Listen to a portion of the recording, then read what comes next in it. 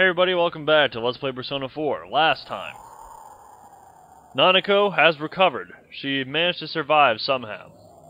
However, Teddy has disappeared.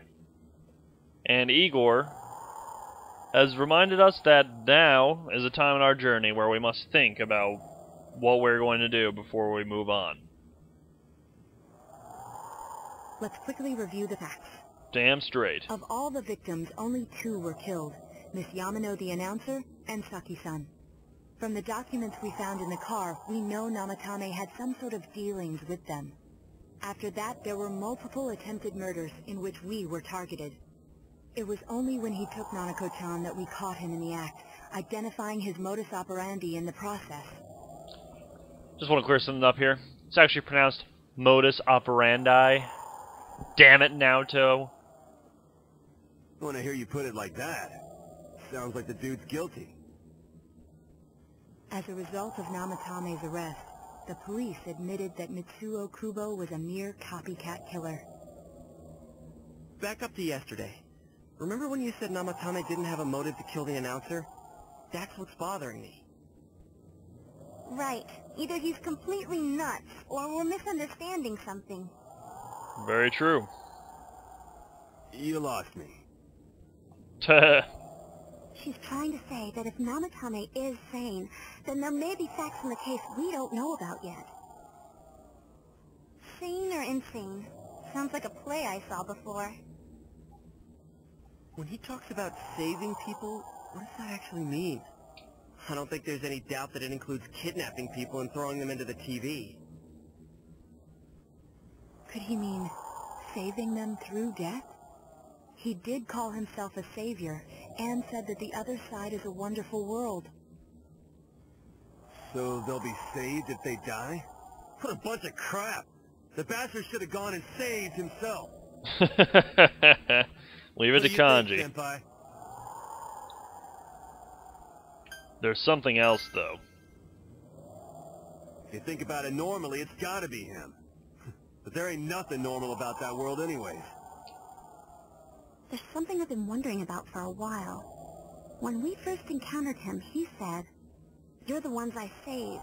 Don't worry, I'll save this girl too." So, if he saves people by killing them, did he save us too? Ah! Wouldn't he actually have failed to save us? You raise a good point. If he thinks that salvation comes only through death, his words to us make no sense. Exactly. And another thing, the Namatame who appeared on the Midnight Channel said he failed to save Nanako-chan. Well, maybe he really was trying to save the victims by putting them inside the TV. Uh-oh.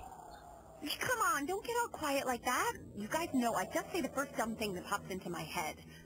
And you're right again, Chie. The possibility that he truly intended to save us. But he's still the one who threw in Saki-senpai and that announcer, right? Sure, we haven't nailed down his motives, but that doesn't change the fact that he killed them. Or what? You think someone else was involved? What makes you think so? The possibility of a culprit besides Namatame. Could there be something that proves this possibility? Well, there's definitely one that I can think of. The warning letter. Warning letter? Oh yeah. Whatever happened to that thing? If Namatame's the killer, he must have been the one who wrote it, right? Let's review them. You recall that the first warning letter said, "Don't rescue anymore." And the second one said, "If you don't stop this time, someone close will be put in and killed." Yes, that's right. Isn't that kind of odd? Would someone who thinks he's saving people by killing them write stuff like, "Don't rescue or kill"? Yeah, that does seem a little off. And the "will be put in and killed" part doesn't make sense either. If the killer was writing it, wouldn't it be more like, "I'll put in and kill"? That's Hey, true too. Could this mean... Namatame didn't write it. Yeah. It's almost like someone else wrote this letter. But only the killer would write such a letter and deliver it to Dojima-san's house, right? If someone else wrote it, that could only mean... Dear God.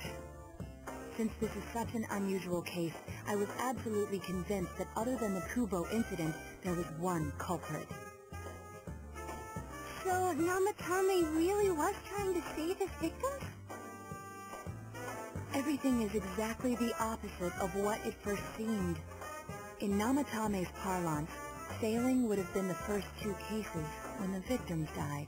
And if you guys remember exactly, Namatame said to himself in the hospital that he failed to save Mayumi Yamano and Saki Konishi, who of which are both dead. If he had used his method twice and failed both times, he would hardly have continued using the TV. And yet he did. It all seems to suggest that someone else wrote this warning letter while observing the entire case. Someone else? Then, it wasn't Namatame that killed Saki-senpai and the announcer? Someone else. We can't say for certain yet. We urgently need to speak with Namatame face to face. You all work together to take another step toward the truth. Rank up, Sipa!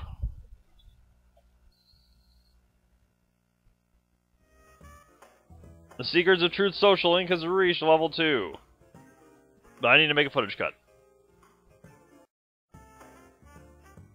So, the Seekers of Truth Social Link has reached level 2. Your power to create personas of the Judgment Arcana has grown. How though? After what happened yesterday, they said they're gonna tighten security. I have a plan. But there's no time to waste. Let's hurry to the hospital. So we're off to speak to Namatame, because we don't think he killed them anymore. Though he's certainly involved, he definitely is not the one who wrote the warning letters. Hey, this place is off limits. I'm a consultant with the police. I'd like a few words with Namatame-san. May I go in? This is Unit 252, requesting confirmation on an ID. Name of Naoto Shirogane. Huh? Ah, understood. I see. Well, you're on the list. I can give you a few minutes, but I'll have to record your conversation with him for security purposes. Not that I expect you'll get anything coherent out of the guy. He's been spouting nothing but gibberish. I'd like him to accompany me as well. He has no identification, but this is an emergency situation, and he's here in Detective Dojima's stead. Huh? Detective Dojima sent him? I wasn't informed of this. I'll vouch for his identity. Well, I guess it's better than dealing with the man himself. True that, Dojima's been pretty nutty We have our hands full lately. with the transport procedures. Well, the last thing we need is Detective Dojima running wild. Detective Adachi is busy somewhere too. This is Unit 252. Huh? I see. Has something happened? Something about a suspicious object out in the lobby. Ah, well then, this works out nicely. You should back up your colleagues downstairs. We'll keep watch over Namatame-san. A disturbance in a hospital lobby, after all. It sounds serious. If anything happens, hit the nurse call button. I'll leave the rest to you. Understood. Please be careful. I knew they were undermanned, but I didn't expect it to go this smoothly. True that. It gives all the rest of us the opportunity to just charge in. There's nothing much inside that suspicious object. So he won't be gone long. Funny thing, they never actually tell you what the specific object, the suspicious object is.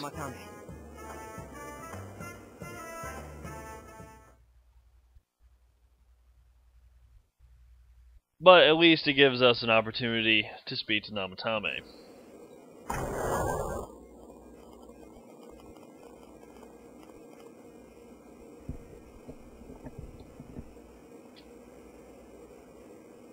Namatame-san, there's something we'd like to ask you.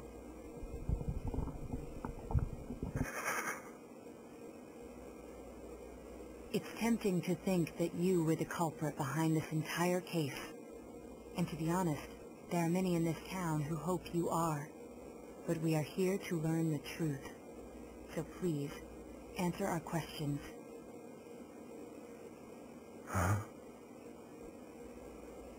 It seems that he understands what you're saying. What should you ask him?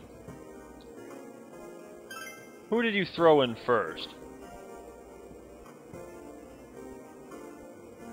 Huh? Me? Yukiko was the first person he threw into the TV. What should you ask him? Did you kill those two girls? They were killed. I couldn't save them. What should you ask him? Is saving killing people?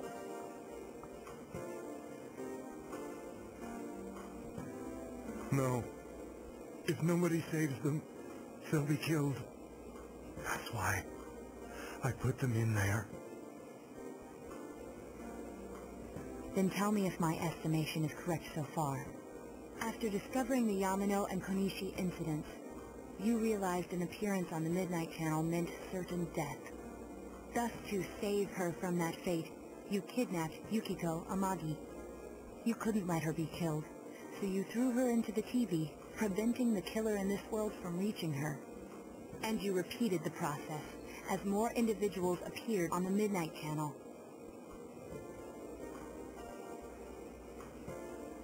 It all falls into place. His body is weak, but his mind is sound. He's trying to tell us the truth. Yeah, but if the stuff he's saying is true... There's another killer who murdered the first two victims? Bum, bum, bum! Yes. Indulge us in a few more questions. What should you ask him? Who did kill the first two? I have no idea. I want to know that too. What should you ask him? Why the warning letters? What are you talking about? He has no idea what the warning letters are. What should you ask him? Why did you enter the TV? I didn't know. I never thought it would be that kind of place. As I thought. You believe me? Did they find him? Did they find the one who did such cruel things? Mayumi. Please calm down. Our ability to find the culprit rests on you. We know about the other world. In fact, we're the only ones who can fully understand what you have to say. Only you? We did blame you for everything at first. But now I think You we can mean accept you whatever blamed him got for to everything tell at us first? as truth. Please. Tell us everything you can, calmly and slowly. You're willing to listen? Do my story? Yes, sir. All right. So, let's begin to hear Namatame's tale. What has happened?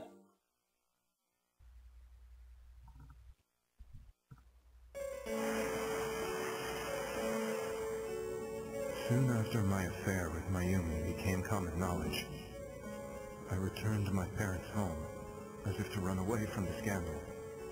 And I started drinking heavily to drown my anxieties. I hadn't been able to reach Mayumi at all, and that didn't help either. Mayumi, where are you? She'd been disgraced on all the afternoon shows, and forced to resign from the program she was on. I caused her so much trouble. I wanted to at least apologize to her, but I couldn't even do that. I lost the will and energy to do anything. Then, one day, the rumor I heard some time ago came back to me. Since I had nothing better to do, I sat down blankly in front of the TV and watched my own reflection. And all of a sudden, there was Mayumi. Mayumi? Is that you? The Mayumi inside the TV looked as if she was calling to me for help. Mayumi? Mayumi! When I reached out unthinkingly to touch her, my arm disappeared into the TV, as if I had dipped it into a pool of water. I was so shocked that I lost my balance. I nearly fell face first into the TV.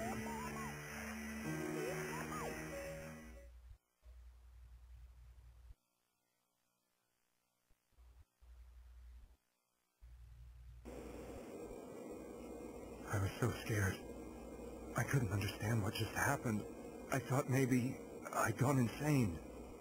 In the end, I decided to think of it as just a dream, and I went back to the city the next day after finishing work.